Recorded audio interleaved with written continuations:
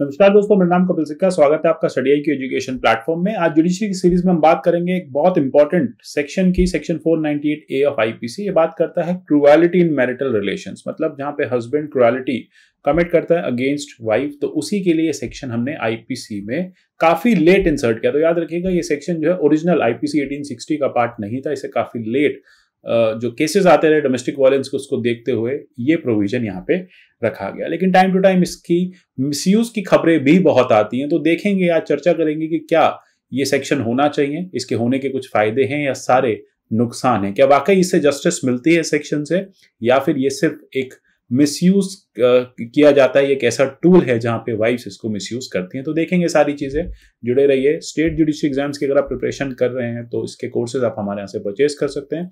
Courses के जो link है वो डिस्क्रिप्शन बॉक्स में मेंशन है। साथ ही साथ स्टडी आईक्यू पर विभिन्न माध्यमों से जुड़ सकते हैं। मेरी जितनी भी वीडियोस आती हैं इन सब के पीडीएफ आप मेरे टेलीग्राम चैनल @कपिल लाइव से डाउनलोड कर सकते हैं। आप मुझे @कपिल सिक्का ट्विटर हैंडल पे भी फॉलो कर सकते हैं।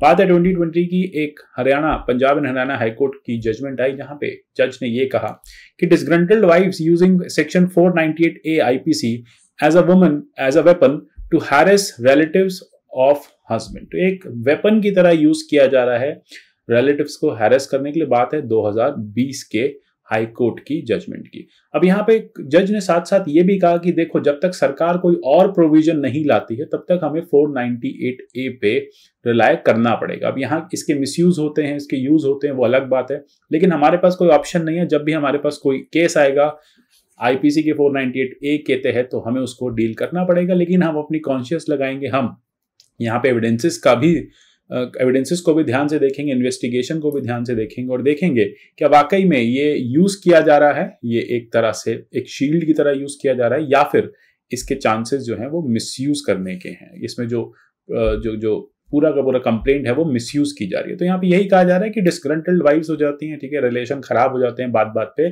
498A लगाने की बात हो जाती है। तो और देखेंगे आगे कौन कौन से केसेस में इसको लगाया गया है।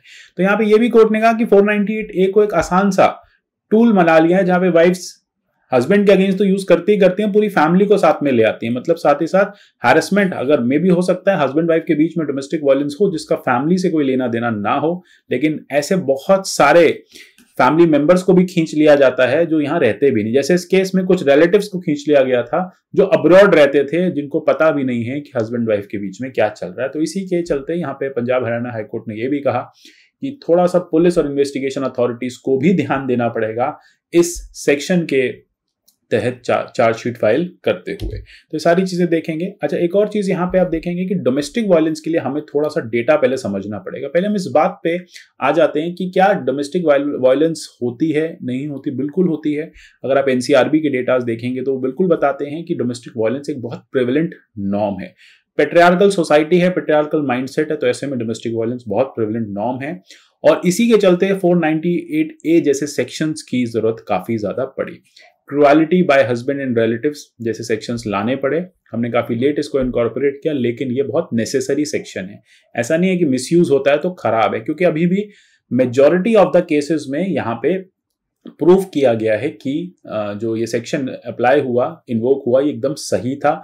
क्रूएलिटी वाकई में हस्बैंड या फैमिली मेंबर्स की तरफ से की जाती है। लेकिन कुछ एक केसेस में हमने देखा है कि इसका मिसयूज भी हुआ। तो देखेंगे मिसयूज के केसेस और कोर्ट ने क्या क्या डायरेक्शंस दिए हैं उस मिसयूज को रोकने के लिए। तो एनसीआरबी का डेटा यही कहता है कि काफी सर्वेस के बाद, कंप्लेंट्स के बाद पता चला कि डोमेस्टिक वायलेंस आज भी एक सोसाइटी का नॉर्म बना हुआ है, फैमिलीज में नॉर्म है।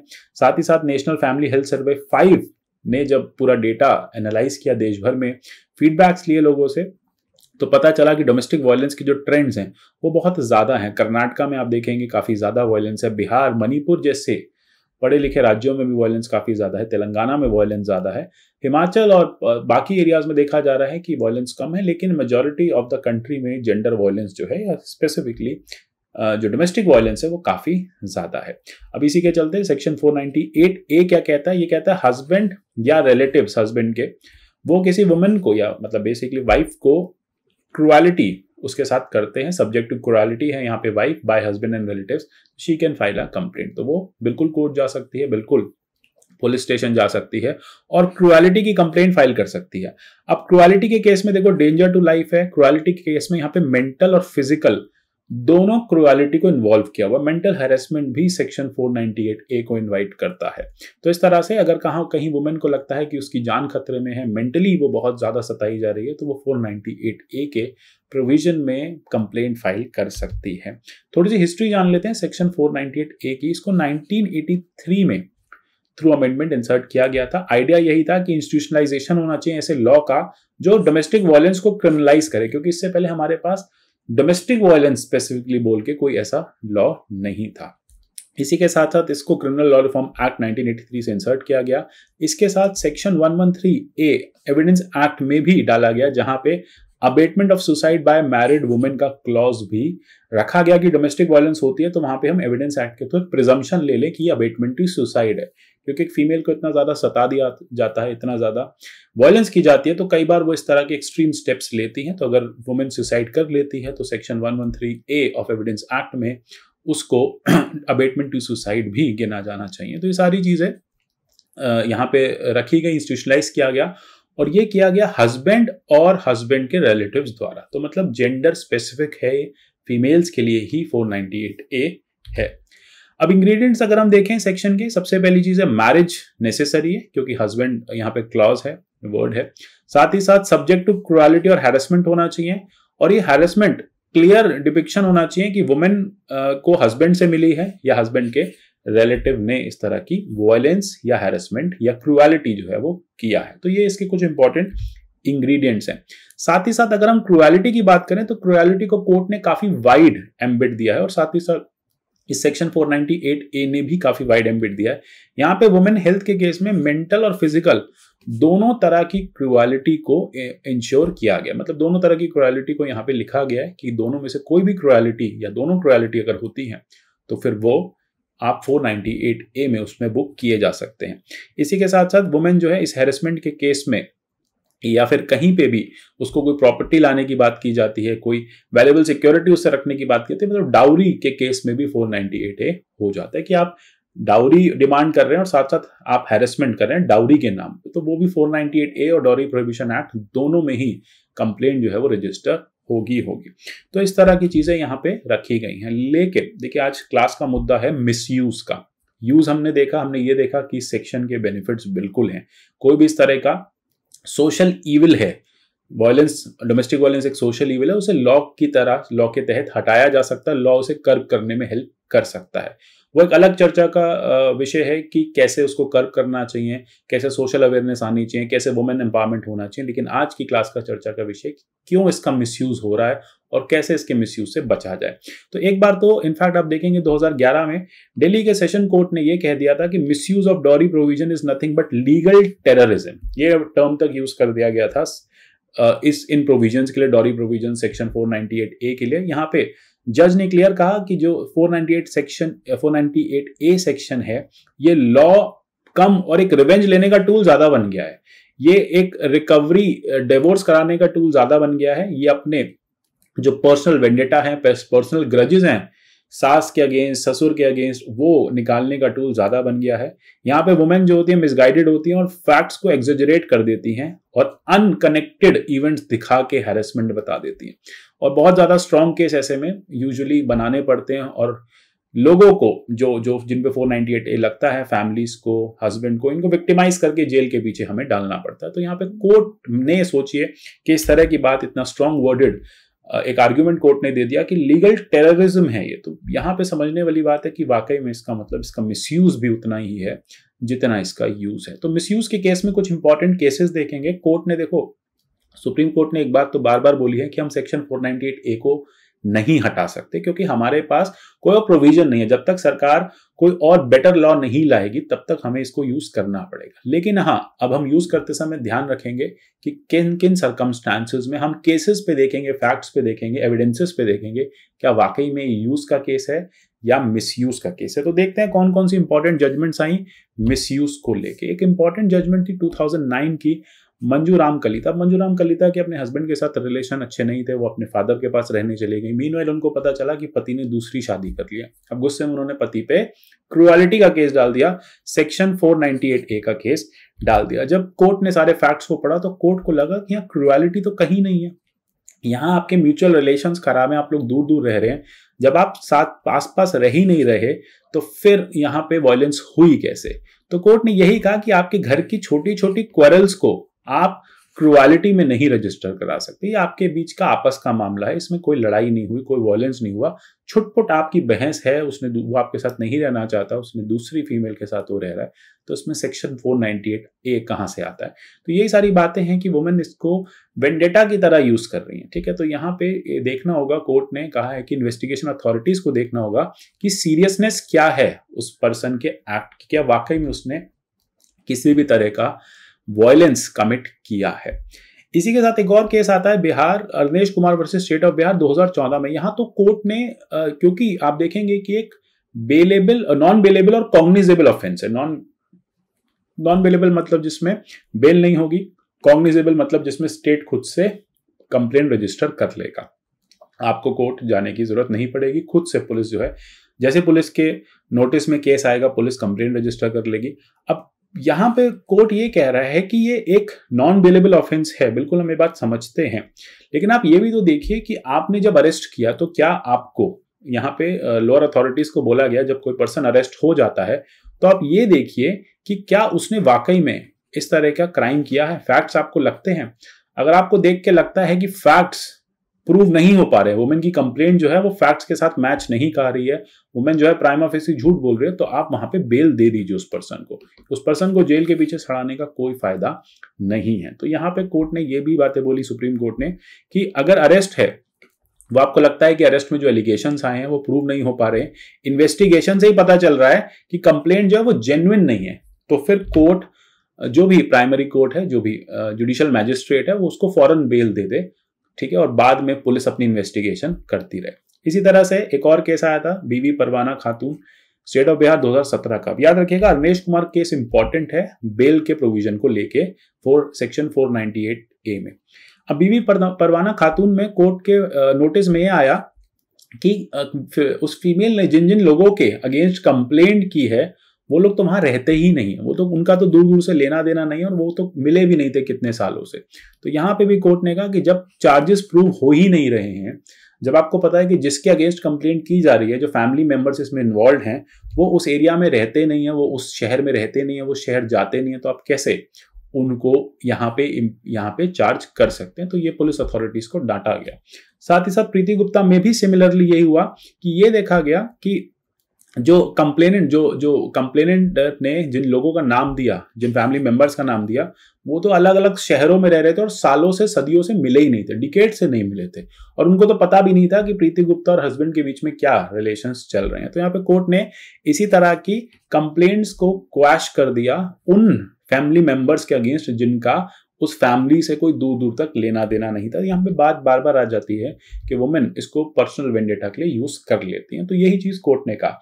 अच्छा, कोर्ट ने एक बहुत ही डिस्टिंक्ट जजमेंट दिया, बहुत ही ऐसा जजमेंट दिया जिसने 498 को थोड़ा सा रिलैक्स भी किया, थोड़ा डाइल्यूट भी कर दिया। Rajesh Sharma versus state of UP 2017 का केस है।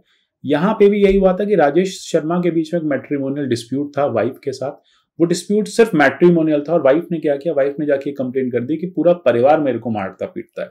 ठीक है, तो मेरे साथ जो वायलेंस हो रही है, क्रूएलिटी हो रही है, पूरी फैमिली की तरफ से हो रही है, और इसमें मेरे हस्बैंड और मेरे सास ससुर इक्वली इन्वॉल्व हैं। जबकि देखा गया कि रिलेटिव्स तो यहाँ पे इन्वॉल्व बिल्कुल भी नहीं थे, और अननेसेसरी ड्रैग किया जा रहा था रिलेटिव्स को मैट्रिमोनियल डिस्प्यूट को सेटल करने के लिए। यह बात बिल्कुल है कि राजेश शर्मा जो है वो खुश नहीं थे वाइफ से, उनको कुछ इश्यूज थे, या जो कंप्लेनेंट है उसके हस्बैंड जो है उनको इश्यूज थे डाउरी को लेकर, लेकिन हाँ, डोमेस्टिक वायलेंस के जो इंस्टेंसेस है वो यहाँ पे नहीं मिल रहे थे। तो कोर्ट ने यहाँ पे इस केस में कुछ पुराने केसेस को स्टडी किया और कोर्ट ने कुछ प्रोविजंस बताए। कोर्ट ने यहाँ पे जब ये जजमेंट दिया, सुशील कुमार शर्मा, प्रीति गुप्ता, राम गोपाल, सावित्री देवी जैसे केसेस देखे, और कोर्ट ने कहा यार 498A का ना बहुत ज्यादा मिसयूज हो रहा है, हमें इसके मिसयूज को रोकना पड़ेगा। अच्छा, एक बात और, 243 लॉ कमीशन रिपोर्ट ने भी इस बारे में चर्चा की है कि इसके मिसयूज को कैसे रोका जाए। तो यहाँ पे कोर्ट ने कुछ प्रोविजंस दिए, कोर्ट ने कुछ सजेशंस दिए कि आप कैसे इसके मिसयूज को रोक सकते हो। कोर्ट ने कहा फैमिली वेलफेयर कमेटी बनाओ, हमारे पास आने से पहले, पुलिस के पास आने से पहले फैमिली वेलफेयर कमेटी पे चले जाएं ये लोग। सेटलमेंट आउट ऑफ कोर्ट कराने की कोशिश करो, अगर लग रहा है कि क्लियर कट डोमेस्टिक वायलेंस का केस नहीं है, क्रुएल्टी का केस नहीं है, सिर्फ पर्सनल वेंडेटा का केस है, तो कोशिश करो बाहर ही इसको निपटा लो।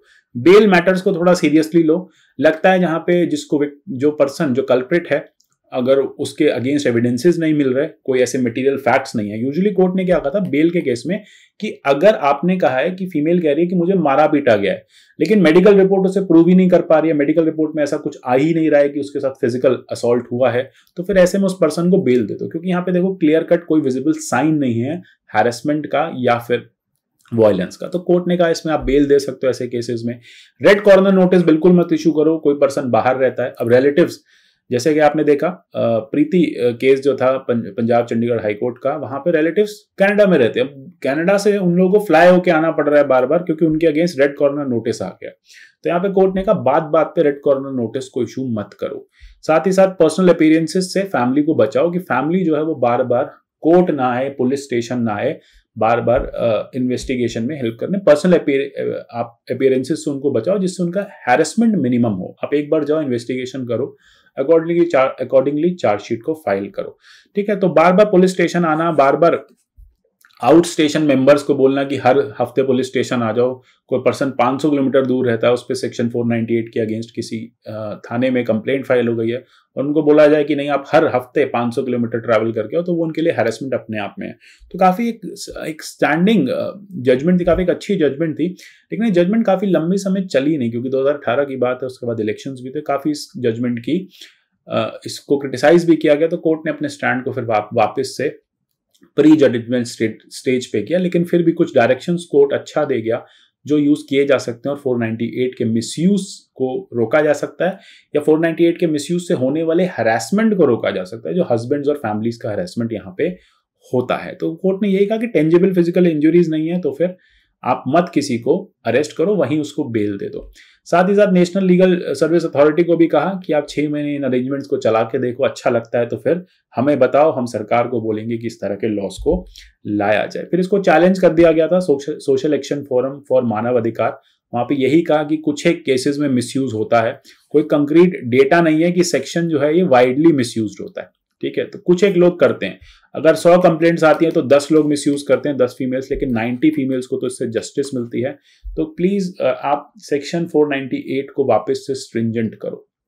कोर्ट ने यही कहा कि ठीक है, इसको स्ट्रिंजेंट कर देते हैं, और फिर अभी फिर से वही 498 वाला रूटीन हो गया है जो प्री राजेश शर्मा केस में था। अभी भी स्ट्रिंजेंट है, अभी भी बेल नहीं मिलती है, और अभी भी पुलिस बहुत ही ज्यादा स्ट्रिक्ट वे में इस केस को हैंडल करती है। इवन इफ पुलिस को प्राइमा फेसी लग रहा है कि ये एक फ्रिवलस कंप्लेंट है, ये एक फेक कंप्लेंट है, झूठी कंप्लेंट है, फिर भी पुलिस लॉ के अकॉर्डिंग एक्ट करती है और पर्सन को अरेस्ट कर लेती है, फैमिली को अरेस्ट कर लेती है, फैमिली पे चार्जेस पुश कर देती है, और साथ प्रेस कर देती है, और साथ ही साथ उन सबको उठा के जेल के पीछे डाल देती है। तो यही हैरेसमेंट की बात होती है।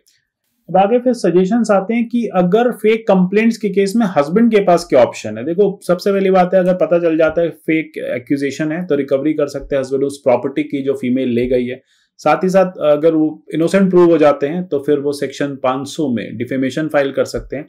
सेक्शन 9 ऑफ सीपीसी में हस्बैंड फाइल कर सकते हैं रिकवरी क्लेम्स। सेक्शन 182 में हस्बैंड जो है फॉल्स केसेस के अगेंस्ट, और साथ साथ जुडिशरी से झूठ बोलने के लिए जुडिशरी भी यहाँ पे कल्प्रिट बना सकती है फीमेल को। ठीक है, पर्सन जो है उसने मिसलीडिंग फॉल्स इंफॉर्मेशन दी जुडिशरी को, और जुडिशरी इसके लिए उस पर्सन को बुक कर सकती है। तो यहाँ पे ये बात क्लियर हो जानी चाहिए, जो पर्सन इसका फेक यूज कर रहा है, जो मिसयूज कर रहा है, फेक कंप्लेंट्स फाइल कर रहा है, वो फीमेल को पता होना चाहिए कि अगर वो प्रूव हो गया तो फिर उस पे भी लॉ जो है वो स्ट्रिंजेंट हो जाएगा। तो अगर इस तरह का फियर रहेगा तो लोग इसका मिसयूज नहीं करेंगे, और जेन्युइन केसेस में यूज किया जाएगा। मैं बार बार कह रहा हूं, सेक्शन 498A एक इंपॉर्टेंट सेक्शन है, क्योंकि डोमेस्टिक वायलेंस हमारी पेट्रियार्कल सोसाइटी में नॉर्म बन चुका है। लेकिन इस सेक्शन के यूज तो बिल्कुल, देखिए सेक्शन के बेनिफिट्स बहुत सारे, लेकिन कुछ एक लोग मिसयूज करते हैं। आपको आसपास अपने दिखता होगा मिसयूज के केसेस, लेकिन वाइडली ये सेक्शन फीमेल्स को एक प्रोटेक्शन दे रहा है कि वो डोमेस्टिक वायलेंस से या इस तरह की क्रूएलिटी से बच सके। और इसके अलावा कुछ सजेशंस हमेशा से कोर्ट देता आया है कि देखो, टाइम बाउंड ट्रायल करो, इन्वेस्टिगेशन करो, केस को ज्यादा मत लटकाओ, इसके लिए भी टाइम बाउंड ट्रायल होना चाहिए। इनफैक्ट हो सके तो पार्लियामेंट इसमें टाइम फिक्स कर दे कि इस टाइम के अंदर अंदर मैटर को सॉल्व करना है, जिससे केस लंबा स्ट्रेच ना हो और जो भी पर्सन अगर फेक केस है तो फिर उस पर्सन की लाइफ खराब ना हो, और अगर रियल केस है, अगर सच्चाई है केस में, तो फिर वुमेन को जल्दी जो है जस्टिस मिल जाए। बेल प्रोसीजर्स को थोड़ा सा रेगुलेट करना चाहिए, थोड़ा कम स्ट्रिंजेंट करना चाहिए, रिलैक्सेशन होना चाहिए। जहां पे कोर्ट को लगता है कि प्राइमा फेसी फेक है या मेडिकल एविडेंसेस नहीं है उस पर्सन के, तो फिर वहां पे बेल जो है मिल जानी चाहिए। ठीक है, जहां पे वहां पे प्रूव नहीं कर पा रही है फीमेल कि देखो मेरे साथ इस तरह का वायलेंस या किसी भी तरह की क्रुएलिटी हुई है। फैमिली काउंसलिंग सेंटर्स होने चाहिए, पहले फैमिली काउंसलिंग सेंटर्स हैं, वहां पे अपने मैटर को रिजॉल्व करने की कोशिश करें। मैटर रिजॉल्व नहीं होता तो 498A के अंडर आए। एनजीओस को भी प्रोएक्टिव रोल लेना पड़ेगा, वुमेन अवेयरनेस देनी पड़ेगी, साथ ही साथ मेल काउंटर पार्ट्स और फैमिलीज के भी प्रोटेक्शन की बात करनी पड़ेगी, और स्ट्रिक्ट पेनल्टी होनी चाहिए फॉल्स एक्यूजेशंस पे। अगर ये चीज पार्लियामेंट कर दे कि अगर किसी ने फेक केस फाइल किया उस पर स्ट्रिक्टेस्ट पेनल्टी होनी चाहिए, ठीक है, उसकी प्रॉपर्टी अटैच कर लेंगे या फिर उसको जेल भेज देंगे 1-1.5 साल के लिए, तो फिर वहां पे ये मैटर्स जो हैं वो रुक सकते हैं और आपको फेक केसेस कम और रियल केसेस ज्यादा ही दिखेंगे। तो आशा करता हूँ ये टॉपिक आपको समझ में आएगा। इस तरह के और लीगल इंपॉर्टेंट इश्यूज पे हम वीडियोस लाते रहेंगे। UPSC IAS pre cum mains के हमारे स्मार्ट कोर्सेज अवेलेबल हैं फ्लैट 50% डिस्काउंट के साथ studiiq.com, और हमारी ऐप के थ्रू आप इन्हें एक्सेस कर सकते हैं। मिलते हैं अगले किसी ऐसे सेशन में, तब तक लिए good bye, take care and God bless you all.